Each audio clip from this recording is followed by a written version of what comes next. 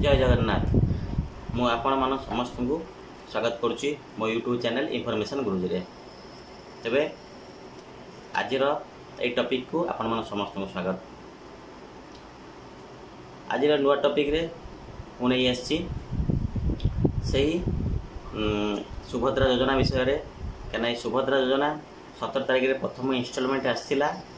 एबे तापरे प्रथम इंस्टॉलमेंट रो द्वितीय पर्याय बर्तमान आसिया जाऊँगी। आज तार डिक्लेरेशन होती से मुझे भाविली जे मो व्यूअर्स मान जनवाई गोटे वीडियो बनैबी से केमी जापर एसब विषय एवं आगु सचेतन हो पारे से पैसा केमी मिल कौ दिन मिल क्या मिल केते लोक मिल।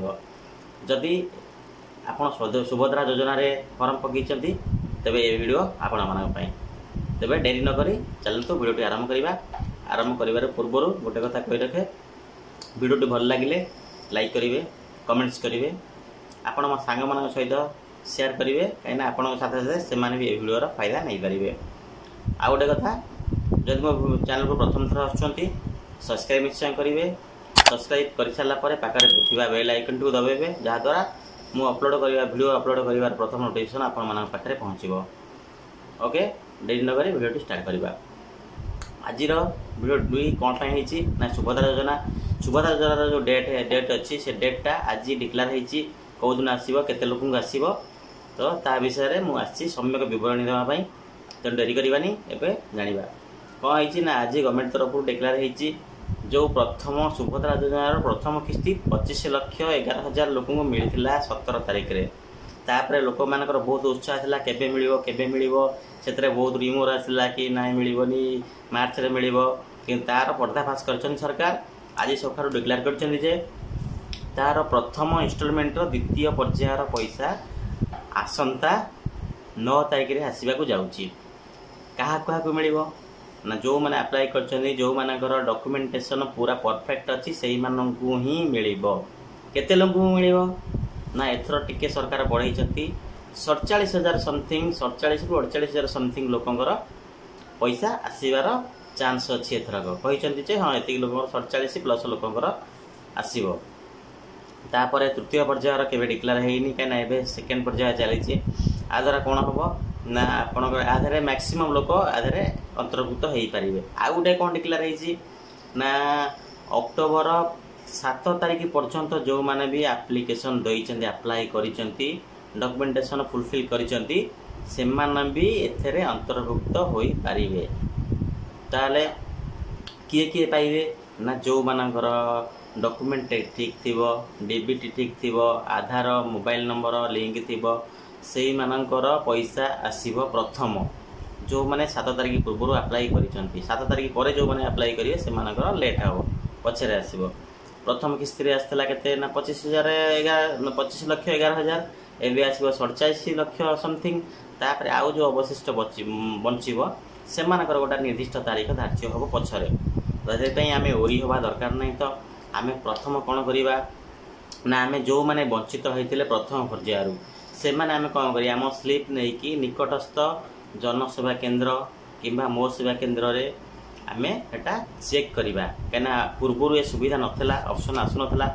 ए 2 दिन पूर्व सरकार लॉन्च करते आपणकर रेफरेंस नंबर रे आम चेक कर स्टाटस आगुरी नाला स्टाटस आम चेक कले जना पड़ो जे आम कौन पर पैसा आसनी सब डीबीडी ठीक अच्छी बैंक अकाउंट ठीक अच्छी आधार कार्ड ठीक अच्छी फोन नंबर ठीक अच्छी सब ठीक अच्छी कि ना सहीटा एवं आम देखिपर कहीं 2 दिन पूर्व सरकार एप्लिकेशन लॉन्च कर मो सेवा केन्द्र जनसेवा केन्द्र सीएससी सेंटर यही जगह ही करें आम मोबाइल कदापि देखिपर ना।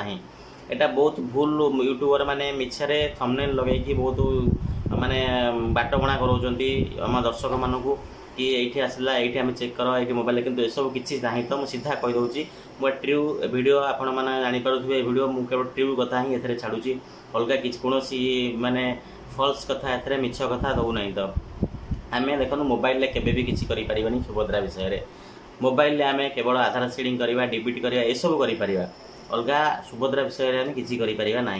तेणु समस्त अनुरोध आपणकर जदि पैसा आसीना आप सुभद्रा अप्लाई कर 7 तारिख पूर्व करेंगे ताहले आपण जाए निकटस्थ जनसेवा मो सेवा कि कॉमन सर्विस सेंटर रे এইটা দেখেইকি ଆପଣ କ'ଣ ଅସୁବିଧା ଅଛି କାହିଁକି ପଇସା ଆସିନି କିଛି ଡକୁମେଣ୍ଟ ମାଗୁଛି କି ସେଇଟା ଆପଣ ଦେଖିଦେବେ। ଦେଖିଦେଲା ପରେ ଯଦି କିଛି ଡକୁମେଣ୍ଟ ଫିଙ୍ଗର ପ୍ରିଣ୍ଟ ୟା OTP କିଛି ମାଗୁଥାଏ ତାହେଲେ ଆପଣ ସେଠି ଦେଇଦେବେ। ଦେଇ ସାରିକି ଆପଣ ନିର୍ଦ୍ୱନ୍ଦରେ ବସନ୍ତୁ। 9 ତାରିଖରେ ଆପଣ ହିଁ ପଇସା ପାଇବେ।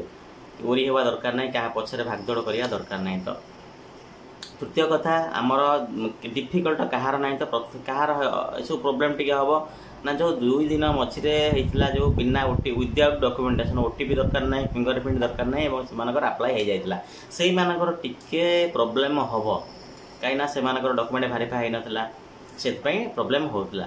ଏବେ ତୃତୀୟ କଥା କ'ଣ କରିବା ନା କିଛି ଲୋକଙ୍କର ପେଣ୍ଡିଂ ରହିବ। କିଛି ଲୋକଙ୍କର ପେଣ୍ଡିଂ ରହିବ କ'ଣ ପାଇଁ ନା ଆମେ ଯେଉଁ ଟର୍ମ କଣ୍ଡିସନ୍ ଆମେ କିଛି ପଡ଼ିନାହିଁ ସବୁ ଠିକ୍ ମାରିକି ତଳେ ସାଇନ୍ ମାରିକି ଜମା କରିଦେଲେ। ତା ଦ୍ୱାରା କ'ଣ ହେଉଛି ନା ସରକାର ଜଣଙ୍କର ଧରିଲା ପରେ ଏବେ ସମସ୍ତଙ୍କର ଚେକ୍ କରିବାକୁ ବାଧ୍ୟ ହେଉଛନ୍ତି। କାରଣ ଜଣଙ୍କର ଭୁଲ ଯେତେବେଳେ ବାହାରିଲା କି ହଁ ଆଙ୍କ ଘରେ କି ଚାକିରିଆ ଅଛନ୍ତି କି ଆଙ୍କର ଇନକମ୍ ଟ୍ୟାକ୍ସ ଦେଉଛନ୍ତି କି ଆଙ୍କର ଫୋଲ୍ର ଅଛି ଯେଉଁ ଗୋଟେ ମାନେ ସୂତା କ୍ଷୀର ଜାଣିଲା ପରେ ଗୋଟେ କ୍ଲୁ ସେମାନେ ପାଇଲା ପରେ ଏବେ ସମସ୍ତଙ୍କର ଗୋଟେ ଗୋଟେ କରି ଯାଞ୍ଚ କରୁଛନ୍ତି। ଯଦି କାହାର ବାହାରୁଛି ସେ ପେଣ୍ଡିଂ ସେ ଫାଇଲ୍ ପେଣ୍ଡ କରୁଛନ୍ତି ଅଲଗା ପିଲା ଯାହାର ନାହିଁ ସେମାନଙ୍କୁ ପଇସା ଆଗେ ପଠାଅ, ଯେଉଁମାନଙ୍କର ଅଛି ସେମାନଙ୍କର ଆମେ ପଛରେ ଟ୍ରାଞ୍ଜାକ୍ସନ୍ କରିବା। ଏଣୁ ସମସ୍ତଙ୍କୁ ଅନୁରୋଧ ଯଦି ଏ ଟର୍ମ କଣ୍ଡିସନ୍ ଆପଣ ଅଛି ଆପଣ ଆପ୍ଲାଏ କରନ୍ତୁ, ଯଦି ନାହିଁ ତ ଏସବୁ ଜିନିଷ ଆପଣଙ୍କ ପାଖରେ ଅଛି ସେ ଜାଗାରେ ଆପଣ ଠିକ୍ ନ କରିକି ଆପଣ ଆପ୍ଲାଏ ନ କରନ୍ତୁ ନାହିଁ। ତାପରେ ଦେଖାଯିବ କାହିଁକିନା ଆ ଦ୍ୱାରା କ'ଣ ହେବେ ନା ଯେତିକ ପାଇବାର ହକଦାର ସେମାନେ ବଞ୍ଚିତ ହେଇଯିବେ, ଯେଉଁମାନେ ପାଇବାର ହକଦାର ନୁହେଁ ସେମାନେ ବି ବଞ୍ଚିତ କାହିଁକିନା ସେମାନଙ୍କୁ ମିଳିବ ହିଁ ନାହିଁ। ଯଦି ମିଳିବ ସେମାନଙ୍କର ପଛରେ ବହୁତ ଅସୁବିଧା ହେବ।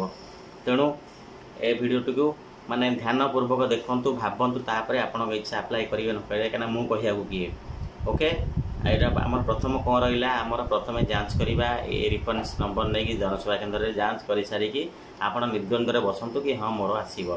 47 ଲକ୍ଷ ଲୋକଙ୍କର ଆସନ୍ତା ଅକ୍ଟୋବର 9 ତାରିଖରେ ଦଶହରା ଭେଟି ସରକାର ଦେଉଛନ୍ତି। ସୁଭଦ୍ରା ପଇସା ସମସ୍ତଙ୍କର ଆସିବାକୁ ଯାଉଛି।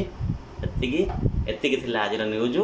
ଆଶା କରୁଛି ଭଲ ଲାଗିଥିବ। ଭଲ ଲାଗିଲେ ଲାଇକ୍ କରିବେ, ସେୟାର କରିବେ, କମେଣ୍ଟସ୍ କରିବେ। ଚ୍ୟାନେଲକୁ ପ୍ରଥମ ଥର ଆସିଲେ ସବସ୍କ୍ରାଇବ୍ କରିବେ, ପାଖରେ ଥିବା ବେଲ୍ ଆଇକନ୍ ଦବାଇବେ, ତାଦ୍ୱାରା ଆପଣଙ୍କ ପ୍ରଥମ ନୋଟିଫିକେସନ୍ ମିଳିବ ଆପଣଙ୍କୁ। ଓକେ, ସେ ଯାଏଁ ରହୁଛି। ନମସ୍କାର।